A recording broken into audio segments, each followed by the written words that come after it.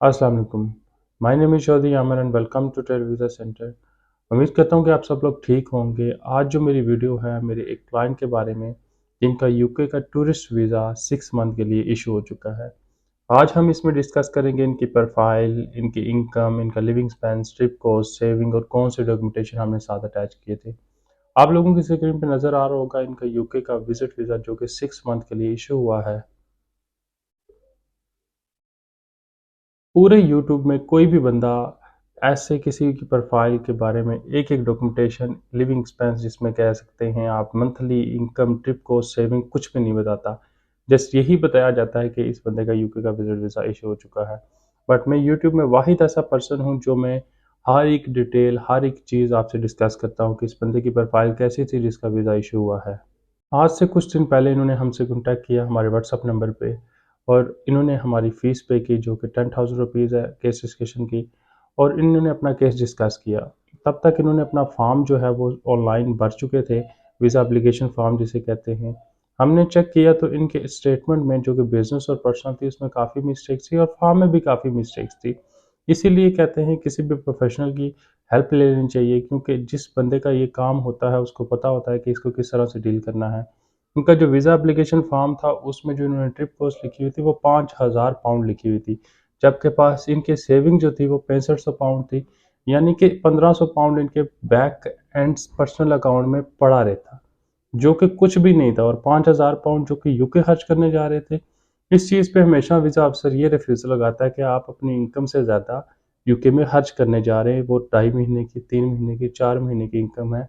और जो लोग भी यूके से रिफ्यूज़ हो चुके हैं ये मेरी बात से एग्री करेंगे, उनको समझ आ गया होगा कि मैं क्या कह रहा हूँ। फिर उन्होंने हमारी फ़ीस पे की, रजिस्ट्रेशन करवाई और हमने इनसे केस डिस्कस किया। केस डिस्कस करने के बाद इनका वीज़ा एप्लीकेशन फॉर्म हमने रेडी किया, इन्होंने हमसे कंसल्टेंसी ली और हमने सारी चीज़ें हम इनकी रेडी करके इनके कुछ डॉक्यूमेंटेशन थे उनके ड्राफ्ट्स बनाए और इन्हें दिए और इन्हें कहा इनके प्रिंट आउट लें और जो पेपर इनकी तरफ से लग सकते थे वो हमने ऐड करवाए। और वो सारे पेपर अटैच करने के बाद सारी डॉक्यूमेंटेशन क्लियर करने के बाद वीज़ा एप्लीकेशन फॉर्म बिल्कुल ठीक करने के बाद 12 दिनों के बाद इनका यूके का विजिट वीज़ा इशू हो चुका है। अब मैं बात कर लेता हूँ इनके प्रोफाइल की। इनकी प्रोफाइल बिजनेस प्रोफाइल है, 6 मंथ का विजिट वीज़ा इन्हें मिला है और 3 लाख रुपए इनकी इनकम है, 50,000 रुपए इनके लिविंग एक्सपेंस हैं, 1200 पाउंड इनके ट्रिप कॉस्ट है और सेविंग जो है वो 6500 पाउंड है। इसके अलावा अगर मैं बात करूँ इनके पास कौन-कौन से डॉक्यूमेंटेशन थे, वही डॉक्यूमेंटेशन है जो आप सबके पास भी मौजूद होते हैं। आप सबने देखा ही होगा कि पर्सनल अकाउंट तो सबके पास मौजूद ही होता है, हर बंदे का होता है और बिज़नेस अकाउंट जो बिज़नेस बंदा करता है उसका भी होता है। अब आप लोग जब उनसे पैसे ट्रांसफ़र कर रहे होते हैं या कि इनकम ले रहे होते हैं या सैलरी करके ले रहे होते हैं, उसका एक प्रूफ़ मिलता है। अगर आप ऑनलाइन शेयर करते हैं तो उसका एक रिसिप्ट मिलती है और अगर आप चेक ट्रांसफ़र करते हैं तो चेक की कॉपीज़ आप अपने पास रख सकते हैं। इन्होंने क्योंकि मेरी वीडियोज़ के देखते थे, तो इन्होंने चेक की कॉपीज़ जो है वो अपने पास सँभाल के रखी हुई थी। उन चेक की कॉपी से इनकी इनकम जो है वो मैच हो गई और डिक्लेयर हो गई कि इतनी इनकम है इनकी।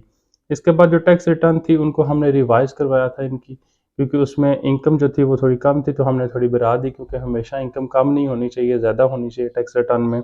जब कम होती है तो वीज़ा अफ़सर इस चीज़ को कहता है कि आपकी इनकम कम क्यों है जबकि रिटर्न में आपने कुछ और बढ़ के भेजी है और आप हमें कुछ और बता रहे हैं। और नेशनल टैक्स नंबर था, ठीक है, चैम्बर ऑफ कॉमर्स की मेंबरशिप और उनका एक लेटर भी हमने इनका लगवाया था एडिशनल डॉक्यूमेंटेशन में। एफआरसी था, एमआरसी था और कुछ प्रॉपर्टी डॉक्यूमेंटेशन थी। बात करें इनकी ट्रैवल हिस्ट्री की तो ट्रैवल हिस्ट्री इनकी इतनी ज़्यादा कंट्रियों की नहीं थी। ट्रैवल हिस्ट्री सिर्फ 4 कंट्रियाँ गए हुए थे जिसमें दुबई, सिंगापुर, थाईलैंड, मलेशिया था। तो इन कंट्रियों की हर बंदा आजकल ये कंट्री ट्रैवल कर रहा है और यूके क्या कोई भी मुल्क, सारे मुल्क जानते हैं कि जब बंदा इन कंट्रियों में जाता है तो इसलिए जाता है कि अपनी ट्रैवल हिस्ट्री बना रहा है तो बाद में वो बड़ी कंट्री का वीज़ा अप्लाई करता है। हमारा काम क्या होता है कि हम एक्सप्लेन करें, उनको रिप्रेजेंट करें केस को कि किस तरह से आप स्ट्रॉन्ग है अपनी कंट्री से, किन-किन चीज़ों से लिंक्ड हैं, आपका बिज़नेस यहाँ पे कितना अच्छा है, आपकी वाइफ़ है, बच्चे हैं तो उनका क्या सिनेरियो है, वो कैसे आप पे डिपेंड करते हैं, उनके सारे डॉक्यूमेंटेशन साथ अटैच करें।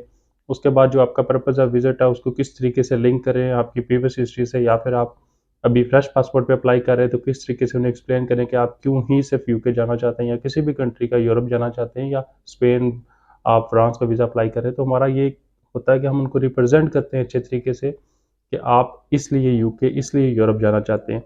तो इसी वजह से जो केस है वो स्ट्रॉन्ग हो जाता है। और जब ये 3 पॉइंट्स उनको क्लियर हो जाते हैं, फाइनेंशियल क्लियर हो जाता है, पर्पस ऑफ विजिट क्लियर हो जाता है, बैक टाइज क्लियर हो जाती है, होम टाइज जिन्हें कहते हैं, तो फिर वो आपका वीज़ा इश्यू कर देता है।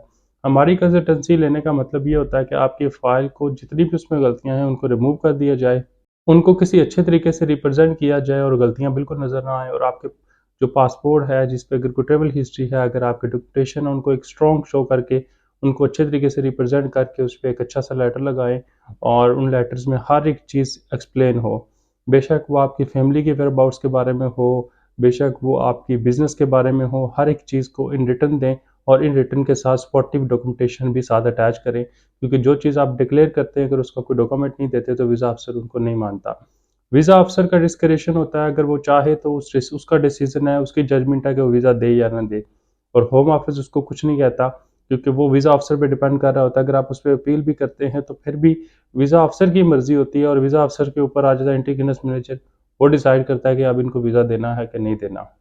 बेहतर ये होता है कि जो भी गलतियाँ आप लोग करते हैं वो ना करें, एक प्रोफ़ेशनल से हेल्प ले लें, उससे डिस्कस कर लें, डिस्कस करके अपने केस को किसी भी अच्छे तरीके से रिप्रेज़ेंट कर सकते हैं करें। जितना आप बेहतरीन बना के भेजेंगे केस अपना, जितना आप अपने आप को स्ट्रॉन्ग शो करेंगे, कोई भी एम्बेसी यूके या कोई भी एम्बेसी वो आपको वीज़ा दे देगी। यूके के लिए स्पेशली स्टेटमेंट बहुत ज़रूरी होती है। अगर स्टेटमेंट में ज़रा से भी कुछ इंजेक्शन आगे-पीछे हैं तो वो फिर रिफ्यूज़ कर देते हैं। उनको एक्सप्लेन करना ज़रूरी है। आप अपनी तरफ से एक्सप्लेन करें, अगर वीज़ा अफ़सर नहीं मानता तो वो रिफ्यूज़ कर देगा। बेहतरीन है कि अगर आप अपनी स्टेटमेंट को बिल्कुल क्लियर रखें तो वो ठीक है। अगर आपकी स्टेटमेंट ख़राब हो चुकी है, बहुत ज़्यादा ट्रांज़ैक्शन है, आप उनको एक्सप्लेन नहीं कर सकते, आप उनके इनवॉइसेज़ वग़ैरह किसी तरीके से भी उसको रिप्रेज़ेंट कर रहे हैं, आप अच्छे तरीके से कोशिश करें कि उसको रिप्रेज़ेंट करें, और बाकी जो वीज़ा अफ़सर की मर्ज़ी होती है, उसकी जजमेंट है कि वो आपको किस तरीके से सोचता है आपके बारे में। आपका काम इतना है कि आप उसको बेहतरीन बन के दिखाएँ।